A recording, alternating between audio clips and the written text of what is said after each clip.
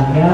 Kegiatan Lokal Karya kita setiap bulannya akan selalu diadakan, baik di Angkatan 1, 2, 3, khususnya kita dari Angkatan 1 ini tentu sudah di tahun ketiga. Dan saya ingatkan bahwa di tahun ketiga ini berarti tahun terakhir menuju kepada anak-anak kita, pelajar-pelajar kita, murid-murid kita menuju ke pelajar profil Pancasila.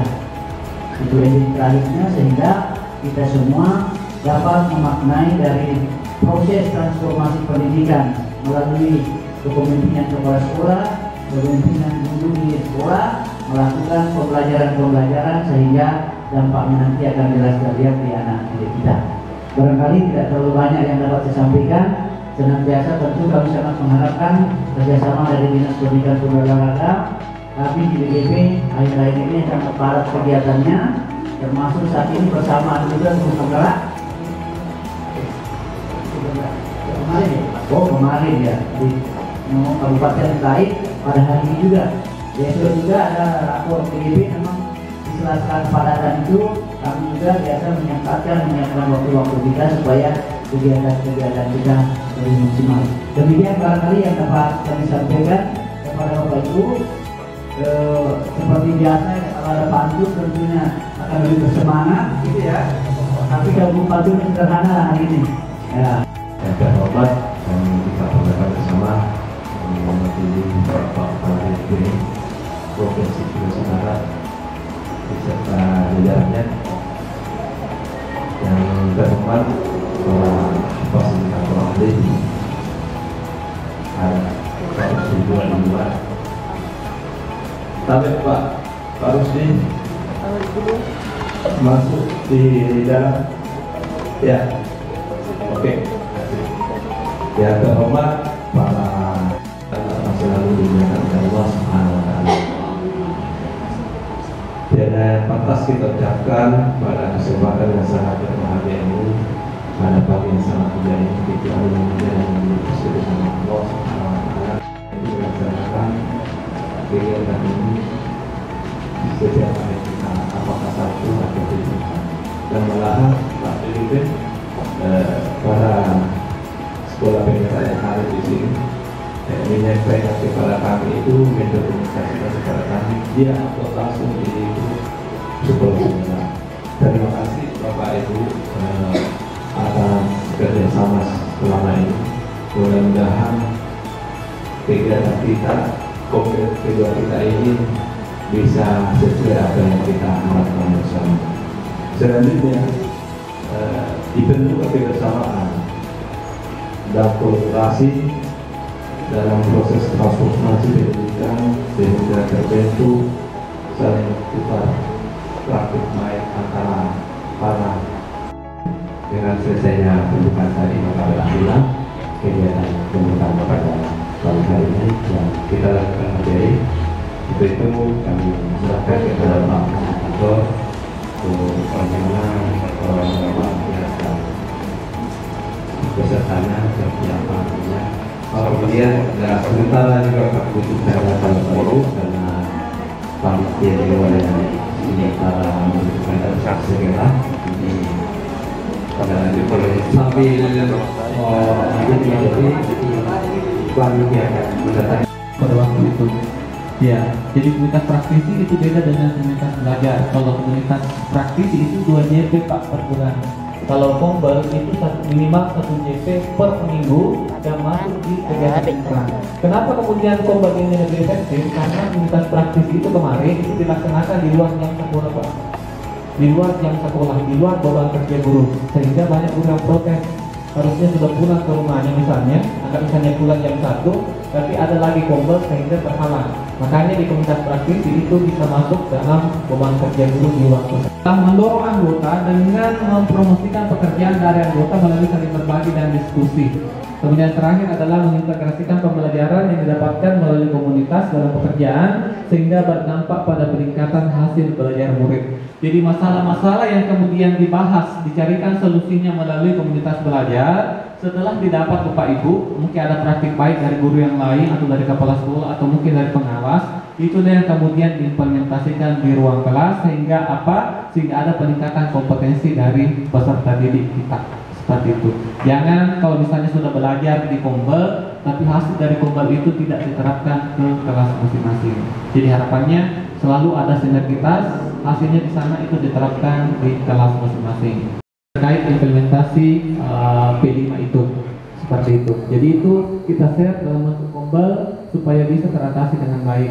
Kemudian yang kedua adalah memfasilitasi diskusi untuk memecahkan masalah dan berbagi praktik baik seputar kurikulum merdeka untuk menciptakan pembelajaran yang berpusat pada murid.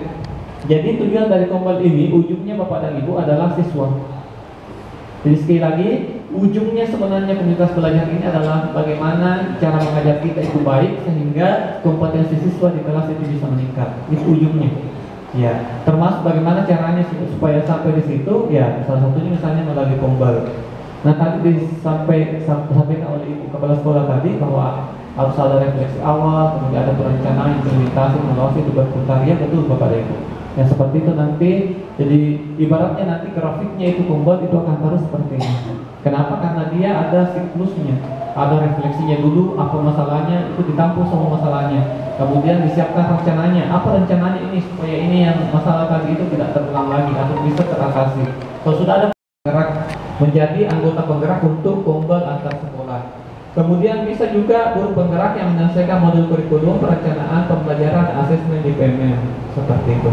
Jadi ini yang bisa menjadi penggerak komunitas. Penggerak komunitas itu artinya yang memfasilitasi Kombel itu. Dia yang mengajar, dia yang mempersiapkan AB. Tapi kalau sudah lama, misalnya 1 tahun, 2 tahun, biasanya mulai dikendor.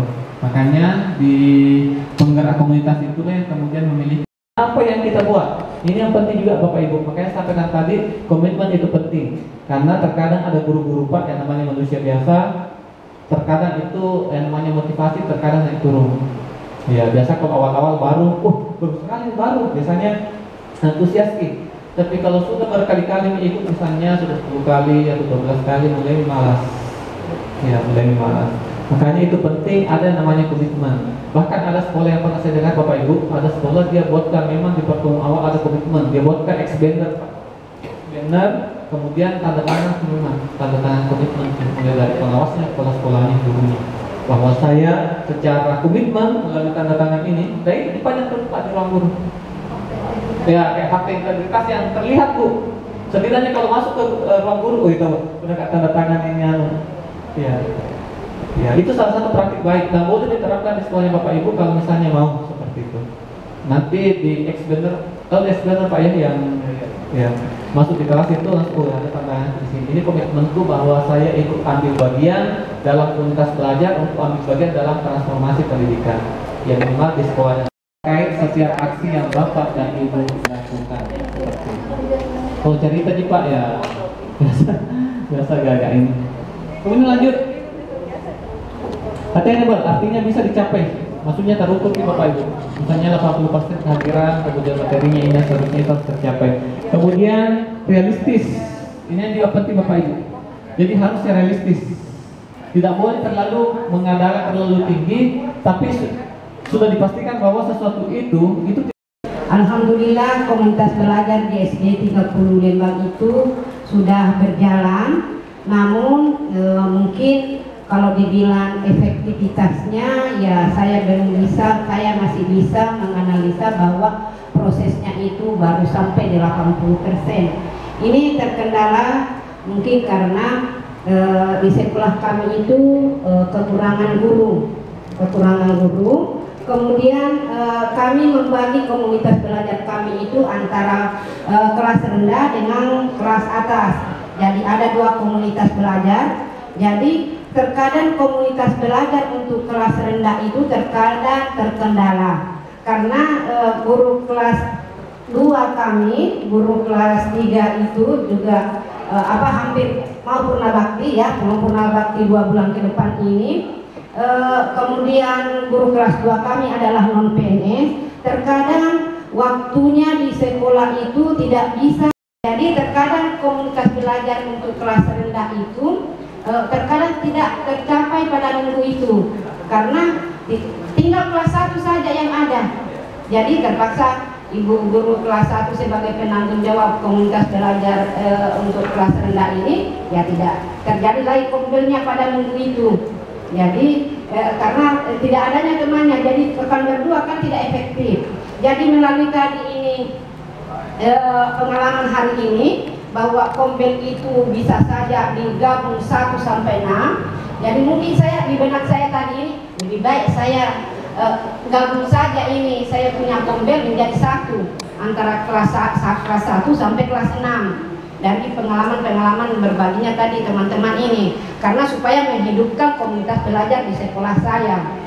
Kemudian komunitas guru-guru untuk memperbaiki bagaimana memfasilitasi peserta didik itu. Karena kami itu selalu menekankan bahwa komunitas belajar itu yang diutamakan adalah dan berbincang-bincang masalah apa yang mau diselesaikan, itu tidak ada bukti nyata. Jadi kalau ada semacam buku lah dokumennya, ya alhamdulillah bisa kita langsung perlihatkan kepada pengawas yang mungkin ke sekolah kami untuk berkunjung, ya alhamdulillah sudah bisa diterapkan. Jadi yang kami ini ingin tanyakan di sini bagi komunitas yang ada di PNM. Jadi ini komunitas kami yang ada di PNM juga ini sudah lama. Itu ada komunitas Sipakainya. Berikut membangun budaya saling menghargai. Nah di sini niatnya adalah mempromosikan budaya yang berdasarkan pada saling menghargai, mendukung keberagaman dalam menangani konflik dengan bijaksana, kemudian menciptakan lingkungan di mana setiap anggota merasa aman dan dihargai. Kenapa kami masukkan juga ini? Karena kebetulan di komunitas kami itu kan kami berasal dari latar belakang budaya yang berbeda. Orang penduduk setempat belum ada, pada maksudnya juga mungkin punya budaya yang lain. Kami beberapa guru termasuk saya, karena saya ada pendatang di tempat saya mengajar juga, walaupun sama-sama Mandat tapi budaya kami berbeda. Nah itulah yang kami inginkan dalam komunitas itu ada terjadi saling menghargai antara satu dengan yang lain. Kemudian yang kelima adalah mendukung pertumbuhan kesehatan budaya, kemudian melaksanakan pelatihan yang membantu anggota komunitas dalam perjalanan pembelajaran keberlanjutan, kemudian memberikan dukungan yang konsisten dalam mencapai tujuan pembelajaran dari anggota komunitas. Kemudian nilai yang kami dapatkan dari visi misi yang telah kami susun tadi, yang pertama itu adalah kolaborasi. Kolaborasi seperti yang kami gambarkan tadi, bahwa apapun yang menjadi tujuan atau program yang kita susun di sekolah, jika kolaborasinya mantap maka semuanya akan berjalan dengan baik. Kemudian yang berikutnya adalah komunikasi yang efektif. Itu nilai yang kami dapatkan juga, bagaimana saling terbuka antara satu dengan yang lain, saling menghargai pendapat dan sebagainya. Kemudian berikut adalah saling menghargai. Seperti yang kami sampaikan tadi, kami berasal dari latar belakang budaya yang berbeda, diharapkan ada saling menghargai antara satu dengan yang lain. Kemudian berikutnya adalah pembelajaran berkelanjutan. Nah ini juga nilai yang kami dapatkan. Kemudian berikutnya adalah empati, peduli dengan saling peduli antara anggota komunitas. Kemudian kejujuran. Berikutnya adalah pertumbuhan yang kolektif. Maksudnya pertumbuhan yang tidak secara individual tetapi bersama-sama. Menunjukkan sikap-sikap yang bisa menunjukkan keteladanan bagi teman-teman anggota di komunitas kami. Kemudian tujuan dari komunitas yang pertama adalah menciptakan lingkungan di mana setiap anggota komunitas merasa nyaman untuk berkolaborasi, berbagi ide dan bekerja sama untuk mencapai tujuan pembelajaran bersama. Jadi kami berharap di komunitas ini setiap anggota komunitas itu dapat merasa nyaman dalam membangun kolaborasi antara satu dengan yang lain. Berikutnya adalah meningkatkan kemampuan komunikasi efektif anggota komunitas. Jadi setiap anggota komunitas itu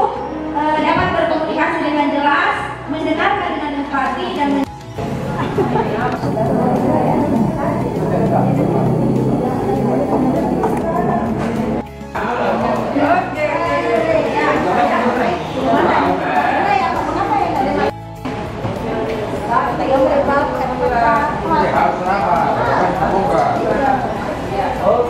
ayo. Masih banyak di belakang Bapak Ibu. Iya, masih banyak di belakang.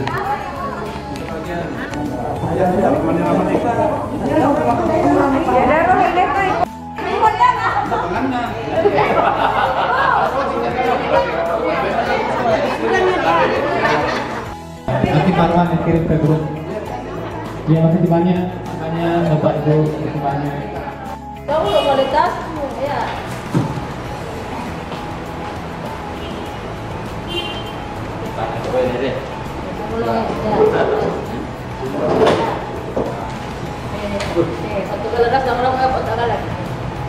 Satu, dua, tiga. Lihat saya dulu.